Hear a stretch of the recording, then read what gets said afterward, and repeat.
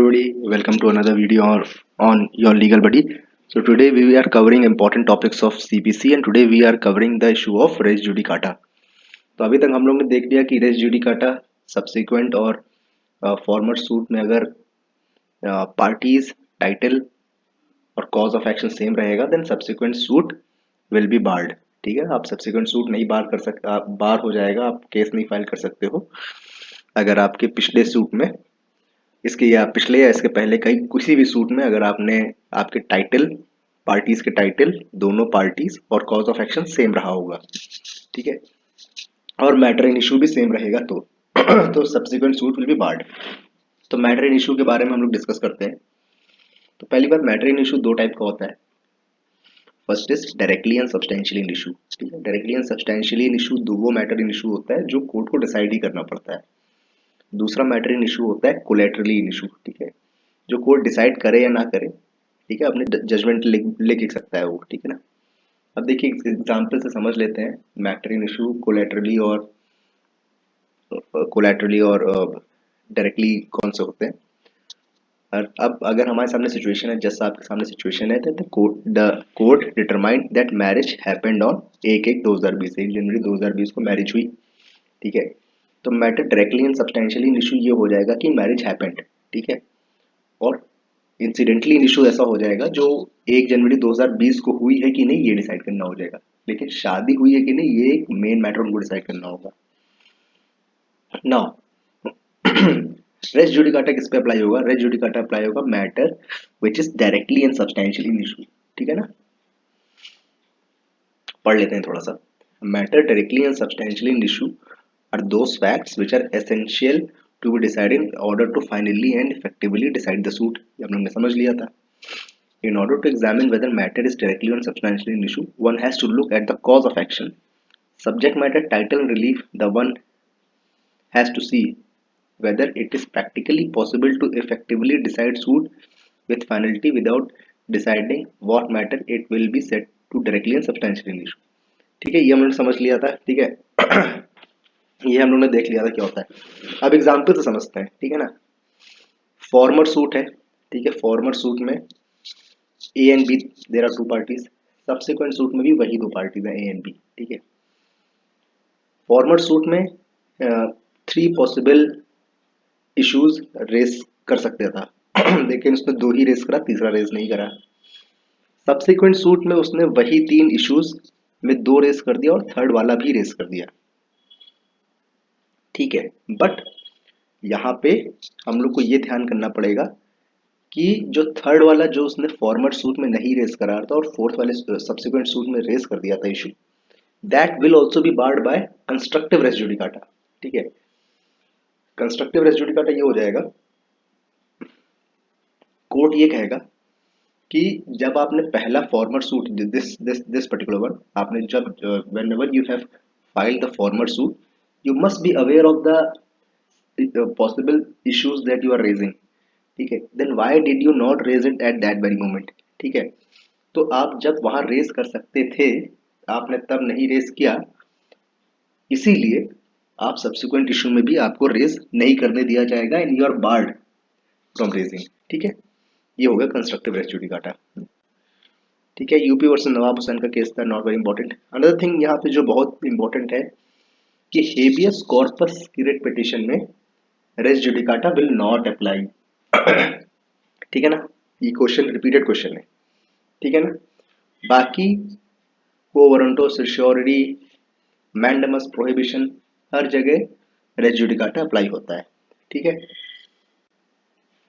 दरियाओ versus state of UP में भी कहा गया था कि section 11 of CPC that is res judicata does not apply on writs by principle of res judicata. ठीक है, कहता है कि हेबियस कॉर्पस पे रेस जुडिकाटा नहीं लगता। ठीक है ना, अब देखते हैं एक सेक्शन 11 में एक एक्सप्लेनेशन आया है, एक्सप्लेनेशन 8। ठीक है, उसमें एक वर्ड है कोर्ट ऑफ लिमिटेड जुरिस्डिक्शन। ठीक है ना, तो कोर्ट ऑफ लिमिटेड जुरिस्डिक्शन का मतलब क्या हो गया? ठीक है ना, कोर्ट ऑफ लिमिटेड जुरिस्डिक्शन में 2 वर्ड्स आ जाते हैं, court of limited pecuniary jurisdiction and court of limited subject matter jurisdiction. ठीक है, देखते एग्जाम्पल से समझते हैं। A gives loan to B 10 lakh रुपए का, ठीक है, ए ने बी को 10 लाख रुपए का लोन दे दिया। बी ने वो लोन लौटाया नहीं और कहा कि he is insolvent, he says कि I am an insolvent person, ठीक है।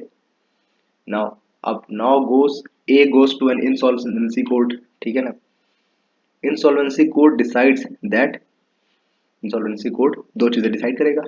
पहला, whether B is insolvent or not, ठीक है, first very important that he has to decide, and second is how much B does how much does B owe to A, ठीक है, B को कितना रुपया A को देना है, ठीक है।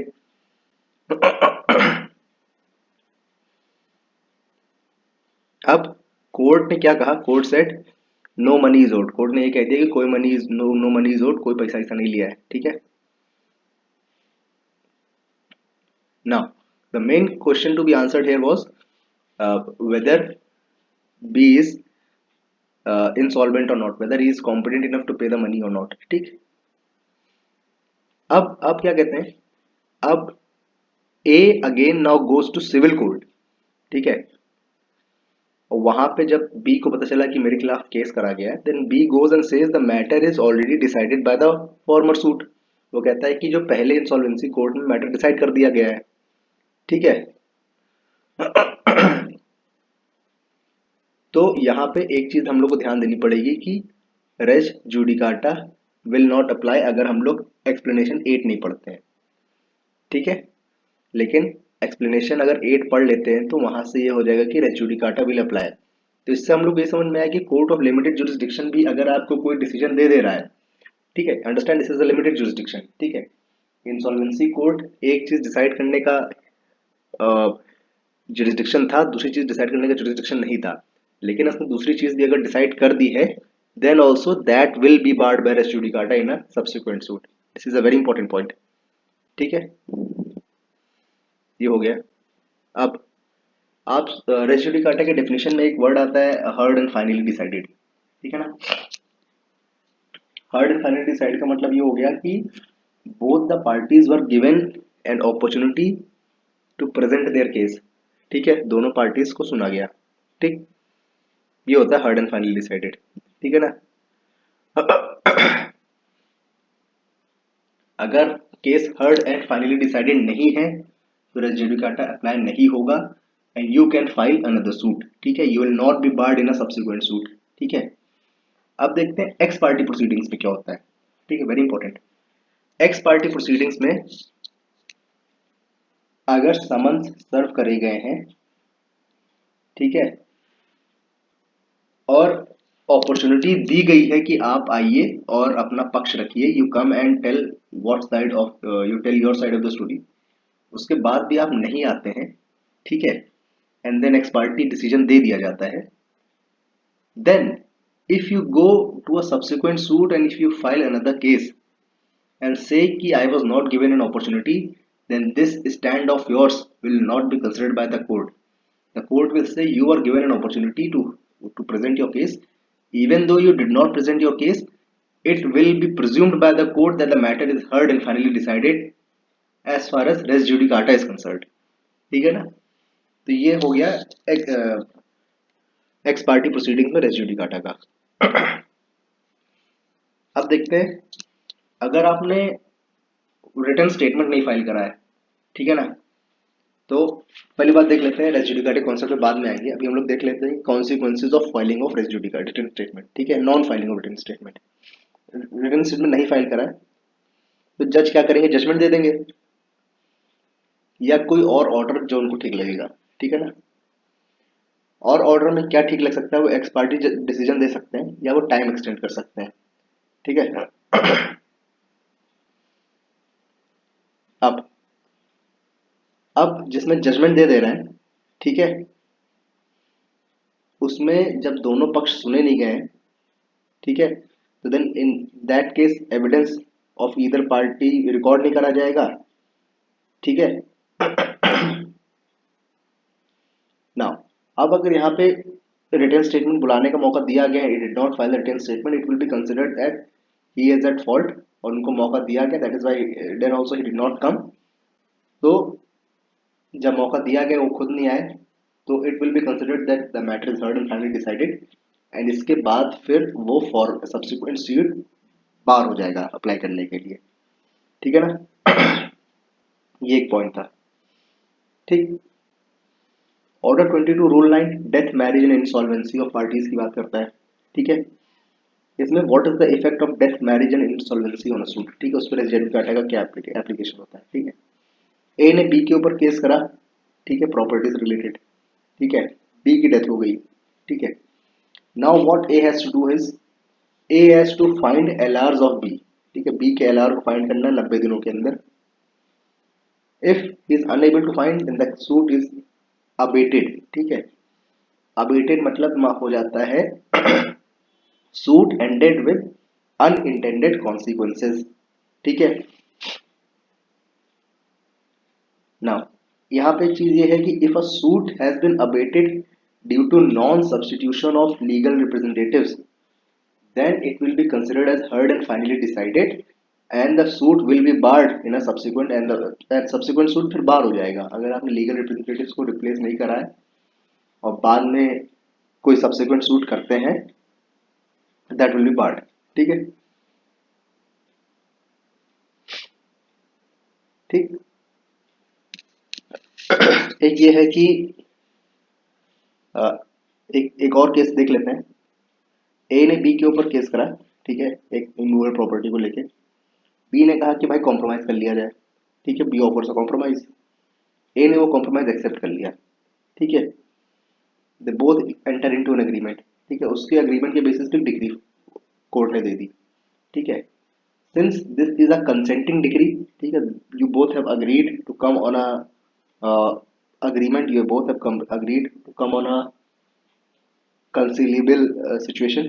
तो कोर्ट क्या कहेगा कि अब ए या बी बाद में जाके कोई इस मैटर से रिलेटेड अगर कोई केस फाइल करता है बी के अगेंस्ट या ए के against, that will be barred by res judicata. ठीक है ना। अब रेस जुडिकाटा ऑन अपील देख लेते हैं। ठीक है। ए ने बी के खिलाफ केस करा, डिग्री पास हो गई। जो भी डिग्री पास हुई both A and B are unsatisfied. ठीक है ना। ए जो है विल गो फॉर अपील। ठीक है, डिसमिस हो गई मान लीजिए। ठीक है। अब बी भी अगर सेम मैटर के लिए अपील पे जाता है तो question is will res judicata apply. ठीक है।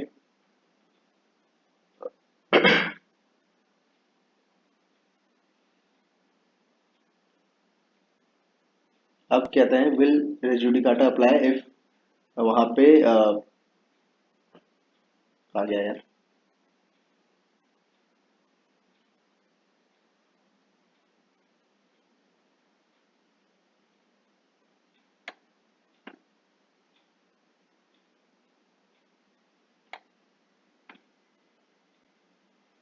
थोड़ा लिमिटेड जुरिस्डिक्शन हो गया है, ये भी हो गया है।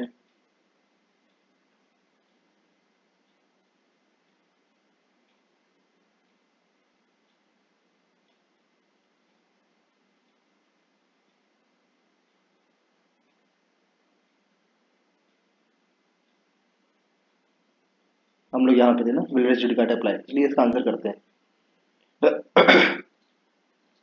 अब कोई पहले अपील जो करने गया था उसकी अपील अगर डिसमिस हो गई है देन सब्सिक्वेंट अपील भी डिसमिस हो जाएगी बिकॉज रेस जुडिकाटा अप्लाई हो जाएगा। लेट्स से दोनों अनहैप्पी थे अपने डिसीजन को लेके। ए goes and file an appeal and that appeal was dismissed. Then B also goes and file an appeal, that will also be dismissed because res judicata apply हो रहा है। ठीक है।